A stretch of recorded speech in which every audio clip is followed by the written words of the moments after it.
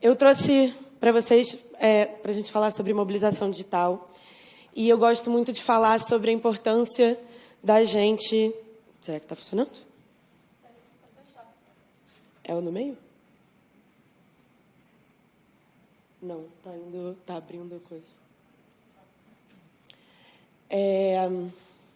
Sobre o poder da gente fazer perguntas quando a gente fala sobre mobilização. Muita gente acredita que mobilização digital é só enviar um monte de mensagem no WhatsApp, e eu discordo disso. Eu acho que é importante a gente ter estratégia, a gente pensar, principalmente, entender com quem que a gente está falando. E essa apresentação é um pouquinho disso. Pode passar. Próximo slide, por favor. Bom, prazer, eu me chamo Luca.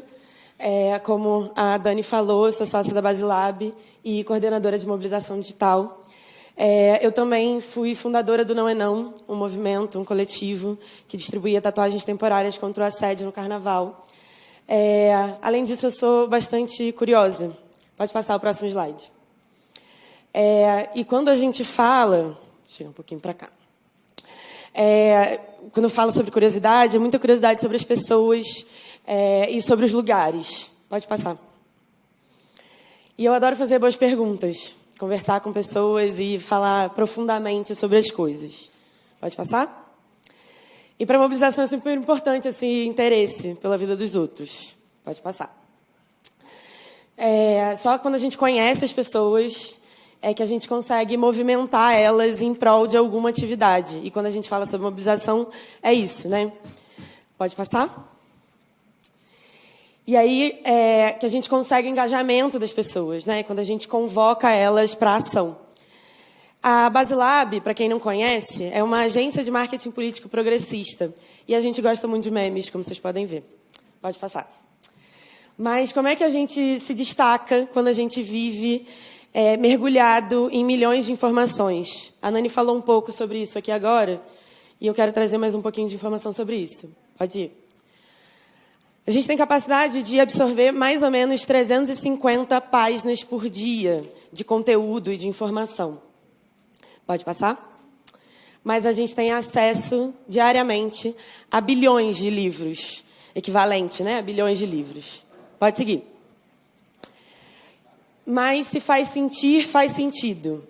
E quando a gente fala sobre mobilização, a gente precisa tocar as pessoas dessa forma, né? Fazer elas sentirem parte de algo. Pode seguir? Pode seguir. Esse não era para estar aí. Então, conexão é a chave para a gente se tornar relevante para os eleitores. Pode ir?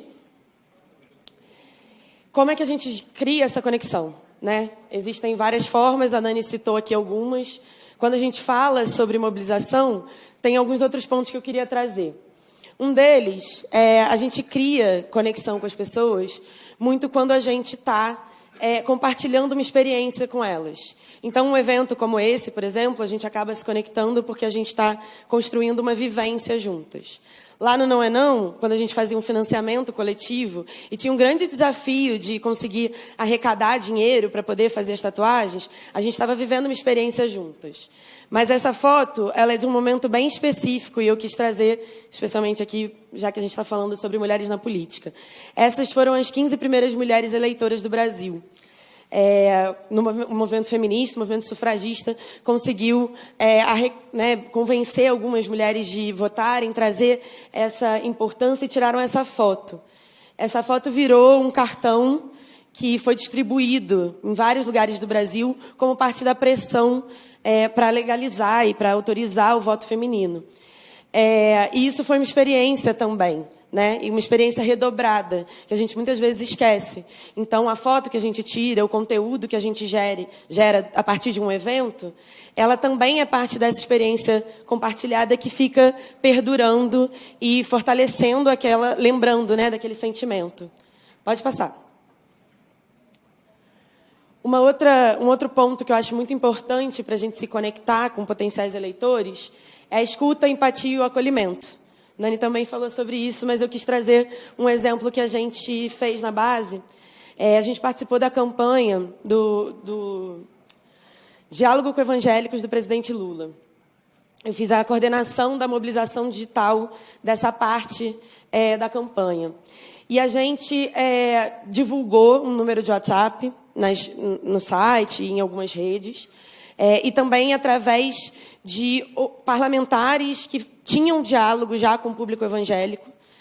E dentro desse WhatsApp, a gente tinha um grupo de pessoas que respondiam, cada um que mandava mensagem. A gente teve uma situação de muita perseguição para os evangélicos progressistas, principalmente ali no segundo turno. E esse grupo de WhatsApp, que não era um grupo, eram centenas de grupos, mas esses grupos de WhatsApp, eles serviam como um espaço de escuta, de empatia e de acolhimento. Não só de nós, da equipe, mas também da própria rede. Então, era uma pessoa que contava uma situação que estava vivendo na sua própria igreja, e outra pessoa acolhia, orava com ela e acolhia de alguma forma. No nosso WhatsApp, o número oficial da campanha de Evangélicos com Lula, a gente tinha, inclusive, pastores respondendo às mensagens. Pastores progressistas que estavam ali atendendo aquelas pessoas e trazendo uma palavra de conforto e trazendo acolhimento. Muitas pessoas mandavam mensagem apenas querendo uma oração. Por estar nervosas com o processo, por estarem inseguras com o processo. A gente também recebeu ali muitas denúncias de mulheres que estavam sendo ameaçadas pelos seus maridos por não votar, elas queriam votar no Lula e os maridos não queriam deixar isso. E a gente está falando de 2 anos atrás, Então, esse espaço que a gente criou dentro da campanha para poder ouvir essas mulheres, ouvir essas pessoas que, muitos desigrejados, foi super importante e eu acredito muito decisivo para o processo todo. Pode passar? Outra ideia, outra questão que eu acredito que faz a gente se conectar muito é quando a gente divide interesses, compartilha os mesmos interesses e os mesmos ideais. Inclusive os mesmos inimigos. Os mesmos inimigos é algo que engaja muito as pessoas, que conecta muito as pessoas. Eu trouxe um exemplo de uma campanha que a Erika Hitton fez de cassação do Nicolas. Ela captou ali contatos, ela deu feedback para as pessoas sobre o processo, criou grupos também de mobilização, divulgou nas redes sociais e acabou conseguindo uma base de contatos muito relevante de pessoas que estavam querendo apoiar a candidatura de outras pessoas trans, que também discordavam da fala do Nicolas, se eu não me engano, no Dia Internacional da Mulher do ano passado. Pode passar. Por último, reconhecimento e pertencimento. São outros pontos que eu acredito que conectam muito as pessoas aos eleitores. Quando eu falo sobre isso, eu quis trazer um exemplo, que é um exemplo também lá de casa, da Basilab. Apesar de não ter foto da candidata, esse projeto é um projeto da Tainá de Paula, que é uma vereadora do Rio de Janeiro, que é hoje secretária do Meio Ambiente da cidade. A Tainá formou um grupo de jovens negociadores pelo clima. Então, ela juntou uma quantidade de jovens, que eu não lembro agora exatamente quantos são, mas a maioria deles está ali naquela foto da direita, deu um treinamento para esses jovens, trouxe eles para perto do mandato, para falarem em eventos, para, enfim, falar muito sobre a questão do meio ambiente. E eles foram para a COP, inclusive, representando o Brasil na questão da negociação do clima. Essa que está em primeiro plano aqui é a Marcele. A Marcele fez um discurso direcionado ao presidente Lula. Marcele também já trabalhou com a gente na base. E ela fala diretamente com o presidente, trazendo pontos que precisam ser considerados na questão climática. Isso foi lá na COP também.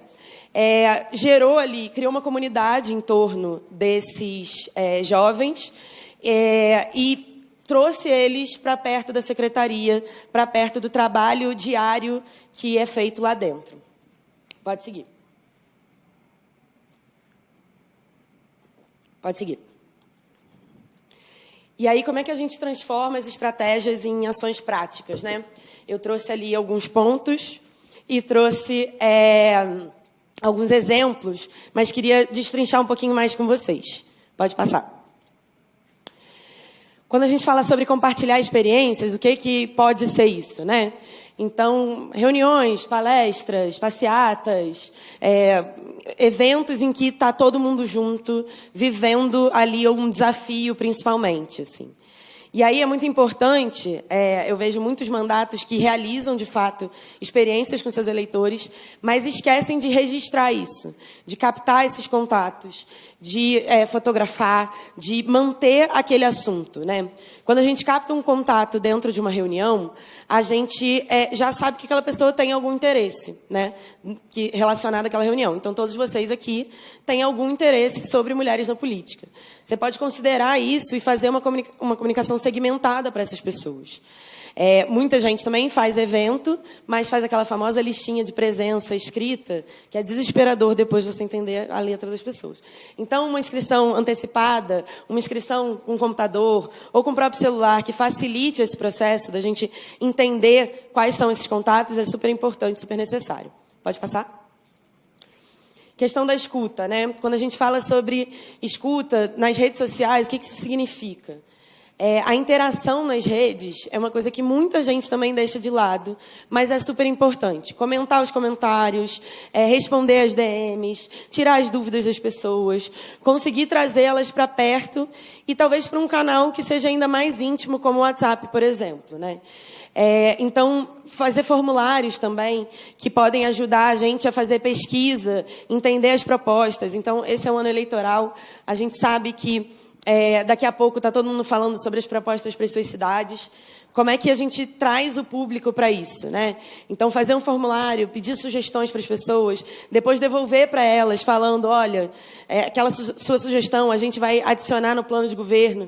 Isso faz toda a diferença das pessoas se sentirem incluídas no processo, incluídas na campanha. Pode seguir. A questão de compartilhar ideias e interesses. Uma coisa que a gente vê fazendo bastante sentido é a questão dos abaixo-assinados e dos manifestos. Então, a gente, que é o caso da Érica ali, que eu trouxe, né? Então, tem uma pauta quente que está acontecendo, que vocês sabem que o público de vocês pode se engajar e é de interesse deles se manifestar a favor ou contra alguma decisão. Fazer disso um abaixo-assinado, fazer disso um manifesto, ajuda no processo de captação de dados e acaba estabelecendo uma relação com essas pessoas, né? Então, se você protocolou um projeto de lei, devolver depois qual foi o resultado, qual é o trâmite, isso tudo ajuda a trazer as pessoas para perto. Pode seguir? E o reconhecimento à valorização, assim. Isso vai desde vou comentar em alguma foto que a pessoa postou comigo, vou agradecer, até né, mandar fazer algum projeto, como é o caso da Tainá, trazer principalmente os mobilizadores de uma campanha ou de um mandato para mais perto, reconhecendo e trazendo ali algum tipo de formação, algum tipo de premiação, ajuda muito nesse processo de reconhecimento e de valorização. Pode seguir? Mas como é que a gente transforma tudo isso em dados úteis para a campanha? Pode passar. Pergunte, né? Mas como é que que perguntas são essas, né? Importante a gente pensar que existem dois tipos de perguntas, né? As perguntas abertas, que a pessoa vai dissertar sobre o assunto, que é boa da gente usar numa mesa de bar, é boa a gente usar ali num Instagram para a pessoa comentar e trazer a opinião dela. E tem as perguntas que são binárias, né? Sim ou não, ou que tem ali uma múltipla escolha. Quando a gente usa perguntas múltiplas escolhas, é importante para a gente segmentar aquele público. Ajuda muito a gente depois direcionar aquela comunicação, classificar as pessoas pelos seus interesses e pelos seus perfis. As perguntas abertas ajudam a gente a trazer discussão, seja num grupo no WhatsApp, seja numa rede social. É importante a gente também pensar que perguntas são essas, que informações que a gente quer ter desse nosso público. Perguntar por perguntar não faz sentido, não é estratégico. E as pessoas vão, se você começa a perguntar demais também, as pessoas vão enchendo o saco e vão parando de responder. Mas, por exemplo, né, uma campanha que vai falar sobre meio ambiente, que é o caso da Tainá. Entender quem ali daquele público tem interesse por essa pauta é importante. Então, fazer perguntas direcionadas a isso é significativo e é interessante para o mandato. Então, pensar em quais perguntas se alinham com as suas pautas e com os seus interesses, né? A gente está falando, por exemplo, de vereadores, vai ser importante saber que região da cidade essas pessoas estão. Isso vai dizer muito o perfil delas, delas, os interesses delas, ou até para fazer um convite depois, se elas vão em determinado evento ou em outro. Pode passar. Registre em uma planilha única, por favor, que deve ser alimentada por diferentes áreas do mandato, da campanha, etc. Eu vejo muito quando eu entro, começo a fazer um trabalho, pergunto, mas onde é que está? Onde estão os contatos? Olha, está no celular do candidato, no celular do assessor, em 3 planilhas diferentes que eu não lembro onde está, além de 10 papéis escritos. É desesperador. Por favor, concentrem tudo em uma planilha só. Pode passar. E pensar estrategicamente também em como aprofundar essa relação. Esse funil a gente usa muito para pensar quais são as etapas de mobilização, né? Então, lá em cima, está todo mundo que vai entrar em contato com o seu mandato de alguma forma. São as entradas, as portas de entrada, né? As redes sociais, por exemplo, uma divulgação que você faz na mídia, um evento pode estar ali em cima. E como é que você aprofunda, né? Um evento de terceiro. Como é que você aprofunda a relação? Como é que você estabelece aquele contato? Você trazer a pessoa para dentro de um grupo de WhatsApp, por exemplo, você já aprofundou um pouquinho a relação. E pensar em cada etapa para transformar essa pessoa num mobilizador. Quando a gente fala sobre mobilização política, normalmente o ponto final ali é considerado o voto, no final da urna. Mas mais gente vota num candidato do que se mobiliza por um candidato. Então, eu considero que a ponta do funil ali é qual é a maior ação que você pode considerar numa campanha para uma pessoa estar, de fato, comprando aquela ideia. Por exemplo, realizar um evento e chamar a candidata para ser apresentada para o seu grupo de amigos, para o seu grupo de contatos. Isso, por exemplo, seria uma ação que dá muito mais trabalho, tem muito mais barreira de engajamento do que se a gente fala de apertar ali um número na urna, né? Então, é importante pensar nisso. E entender também que não é todo mundo que entra que vai chegar naquela ponta, né? Você vai entrar em contato, a maior parte das pessoas vai estar lá em cima, e o meio é super necessário, mas a ponta é o mobilizador. Pode passar. A mobilização em uma campanha, ela serve para quê? Né? Passa. Primeiro, o que não fazer. Socorro, Deus. Todos os contatos, como eu tinha falado, salvos em lugares diferentes. E no telefone do candidato é o que mais me desespera. A lista de contatos que chega na véspera da eleição, sem nome, sem autorização de LGPD nenhuma, apenas faça um envio de mensagens para essas pessoas que a gente não sabe quem é, a gente não sabe se tem interesse, se não tem, aí bloqueia o WhatsApp, cai o WhatsApp, caos. Convites para ação que sejam muito abertos, por exemplo, nos ajude fazendo o quê? É importante que a chamada para a ação seja bem direcionada, bem específica, assim. Então, nos ajude compartilhando nas suas redes, por exemplo. E também convites que demandem muita barreira de engajamento para uma pessoa que está lá no topo do funil. Então, o primeiro contato que você faz com a pessoa é: me grava um vídeo? Não vai gravar. Já adianto. Assim, o primeiro convite precisa ser sempre algo muito simples, muito rápido, que a pessoa vai fazer com 1 clique, 2 cliques no máximo, né? Quando a gente fala de pessoas mais engajadas, aí sim a gente trabalha com mais barreiras de engajamento. Deixar a mobilização por último também é algo que é muito comum, mas muito necessário da gente começar com planejamento e com tempo para poder organizar isso. E, por último, não coletar os dados nos eventos que você faz, com as pessoas que frequentam um gabinete, por exemplo, ou que estão ali em contato direto com o candidato. Pode passar. Em resumo, a gente recebe muita informação todos os dias, e é muito importante que a gente consiga se diferenciar e engajar essas pessoas, emocionar essas pessoas, para a gente poder trazer elas para perto do mandato do candidato. Para mobilizar as pessoas a fazer uma ação, a gente precisa primeiro encantar elas de alguma forma, né? Elas precisam estar envolvidas com o projeto. Não dá para a gente acabar de conhecer, apertou a mão da pessoa numa feira e quer que ela, né, faça um grande evento de mobilização. Saber o que os eleitores se interessam, o que eles querem, o que é importante para eles e segmentar as mensagens.